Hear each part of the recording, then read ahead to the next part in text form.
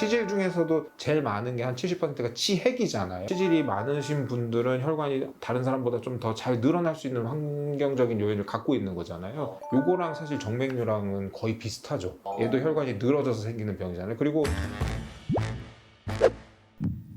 안녕하세요, 원님. 안녕하십니까. 원장님이 이제 주로 진료를 보시는 게 하지정맥류 환자들을 많이 보시잖아요. 근데 이게 제가 찾아보니까 하지정맥류 증상들이 되게 다양하더라고요. 이게 제가 알기로는 그냥 다리에 뭐 핏줄이 튀어나오거나 실핏줄이 있거나 이런 혈관 증상들이 있어야 하지정맥류인 줄 알았는데 네네. 부종도 있는 사람이 하지정맥류 있을 수도 있고 저림이 있는 사람이 하지정맥류가 있을 수도 있고 되게 다양하더라고요. 맞습니다. 네. 그러면 환자분들 입장에서는 내가 하지정맥류 증상인가? 네. 아닌가? 네. 헷갈리실 수 있는데 어떤 걸 보고 본인이 이 하지정맥류인지 아닌지 판단을 할 수가 있을까요? 예전에는 이제 튀어나온 혈관 자체를 하지정맥류라고 정의를 했어요. 지금은 그것보다 더 중요한 게 원래는 위로 갔었어야 될 정맥 혈류가 아래로 내려오는 게 중요하다라는 걸 지금 알게 됐잖아요. 역류한다는 얘기는 원래는 올라가고 동맥은 잘 들어오고 했었어야 되는데 이게 그러면 혈액 순환이 안 되는 거잖아요. 다리 쪽에 고여 있으니까. 안 되면 저희 몸에서는 이상 감각들이 생겨요. 저희 이렇게 손을 쫙 짰다가 딱 떼면 갑자기 막 이상한 느낌이 들잖아요. 전기 온다 그러시고 어떤 분들은 뭐 쥐난다 이렇게 표현하시고 뭐 벌레 기어가는 느낌이다, 시리다 이렇게 표현하시는 분들이 있는데 다리 쪽에서도 그런 일들이 잘 생기죠. 하지정맥류 같은 경우에는 역류가 시작되는 게 밤에 주무실 동안은 사실 역류가 잘 없다가 이렇게 걸어서 중력 때문에 아래쪽으로 피가 떨어지면서 혈관이 늘어나고 이러면서 더 심해지기 때문에 오후가 되면 될수록 좀 심해지시는 경우들이 많죠. 섰을 때 피가 이제 다리에 많이 쏠려 있는 거잖아요. 그쵸. 어떻게 보면 정맥이 되게 약한 분들인 거네요. 그렇기도 하고요. 정맥이 사실은 동맥보다 처음부터 약해요.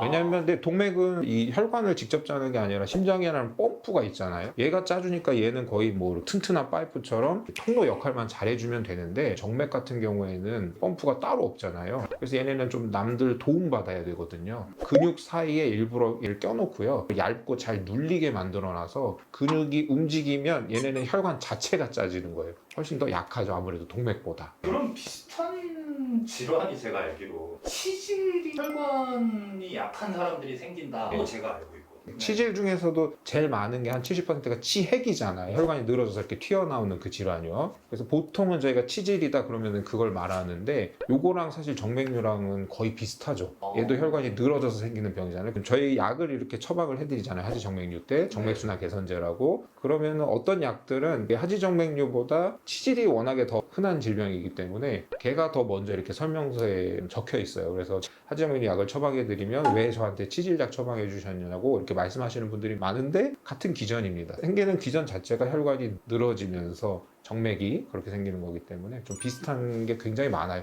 약간 치질이 있는데 내가 평소보다 좀 다리가 막 무겁고 뭔가 저림감이 있어. 네네. 이러면 하지정맥류가 진행 중일 수도 있는 거네요. 그렇죠. 아무래도 치질이 많으신 분들은 혈관이 다른 사람보다 좀 더 잘 늘어날 수 있는 환경적인 요인을 갖고 있는 거잖아요. 그러면 일단 제일 중요한 건 그런 하지정맥류 증상이 있을 때는 검사를 받아봐야 된다는 거네요. 그렇죠. 검사를 받아봐야 되고 분명해요. 치질도 네. 옛날부터 굉장히 많은 질병이었을 거예요. 근데 별로 이렇게 기록이 많지는 않잖아요. 그랬다가 이제 요즘 사람들이 이게 양성화가 되고 뭐 치질 있는 게 그렇게 창피하지 않다 이러면서 서로 얘기를 하게 되니까 이제 그걸 치료받고 이런 율이 갑자기 높아지고 있는 거지. 하지정맥류도 사실 마찬가지거든요. 예전에는 내 다리 불편한 게 뭐 좀 걸으면 무리했으니까 당연히 무겁고 불편하겠지 이렇게 생각을 했다가 알고 보니까 이게 하지정맥류라는 질병 때문에 그런 거다라는 인식들이 지금 커지고 있잖아요. 그래서 이게 갑자기 많이 생긴 병들은 아닌 것 같아요. 그래서 옛날에도 굉장히 많은 사람들이 치질하고 하지정맥류 때문에 고생을 했었을 거예요. 치질하면은 옛날에는 네네. 잘 안 씻어서 그래, 너가 더러워서 그래 이런 병이라고 생각을 했잖아요. 치질은 진짜 안 씻으면 생기는 병. 아니, 이제 오히려 꼼꼼한 사람들 있잖아요. 자기 관리 잘하고 이런 사람들한테서 유병률이 더 높다는 그런 연구 결과도 있었던 것 같아요. 근데 그 원인으로서는 아무래도 자기 관리하고 이런 사람들이 음식을 조절하고 하기 때문에 들어가는 음식량이 적으면 아무래도 변비 확률도 조금 더 높고 그렇잖아요. 그런 것도 있는 데다가 더 세게 닦는다든지 뭐 이런 것도 영향을 미쳐서 안 씻고 그러는 거는 사실 큰 그건 없고 대신에 아무래도 치질 같은 게 생기면요. 하면 균이 묻는다든지 뭐 이럴 확률이 높아지잖아요. 그래서 치질 위험군이라든지 그런 분들은 좀 더 위생에 더 신경을 써주셔야 되는 게 맞는데, 근데 또 여기서 또 여성분들이 더 불리한 것 중에 하나가 속옷이 아무래도 여성분들이 더 들러붙잖아요. 그러다 보니까 이제 분변 같은 게 더 잘 묻기 쉽다, 이런 것도 있고요. 근데 하지정맥류로 돌아와서 하지정맥류를 생각했을 때도 여성분들이 아무래도 좀 더 남자분들보다 더 끼는 바지라든지 이런 걸 더 많이 입으셔야 되잖아요. 그러다 보니까 아무래도 정맥 순환을 얘네들이 방해하거든요. 스키니진, 뭐 레깅스 이런 애들이. 그러다 보면 하지정맥류 이런 게 생기기가 더 쉬워지죠.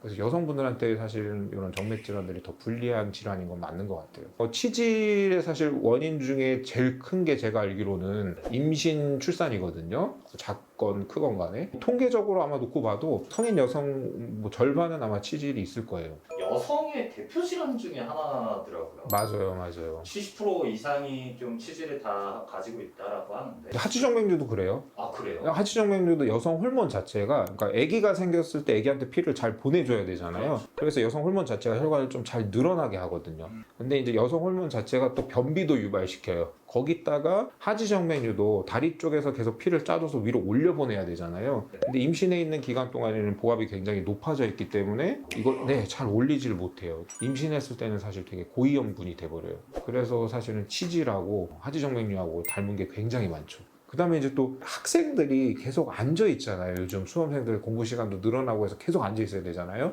근데 또 이렇게 계속 앉아 있으면 아무래도 힘을 가장 많이 받는 압력 부위가 항문이잖아요. 그래서 또 치액이 또 잘 생기고, 그래서 아마 학생들 중에도 치질하고 하지정맥류가 굉장히 많이 생기는 분들이 많지 않을까. 공부 때문에 이제 병원을 잘 못 오고 그래서 그렇지 그런 경우가 많을 것 같아요. 오늘 수능 100일 남은 거 아세요? 오늘 수능 100일이니까 우리 학생분들 중간중간에 이렇게 종아리 까치발 드는 운동 있잖아요. 펌프질해서 피를 좀 올려보내줄 수 있도록, 아니면 이렇게 조금 살짝 걷고 또 다시 앉아서 한다든지, 그거 해주는 거랑, 그 다음에 케겔 운동이라고 있어요. 똥꼬를 이렇게 조여주는 그 운동 있잖아요. 네, 그거 해서 치질 예방에도 좋고 남자분들한테도 좋고, 그러니까 그것도 좀 같이 해주세요. 모든 질환이 초기에 중요하다라는 거, 네네. 그거를 조금 기억하면서 오늘 영상 마치도록 하겠습니다. 네네네. 감사합니다. 감사합니다.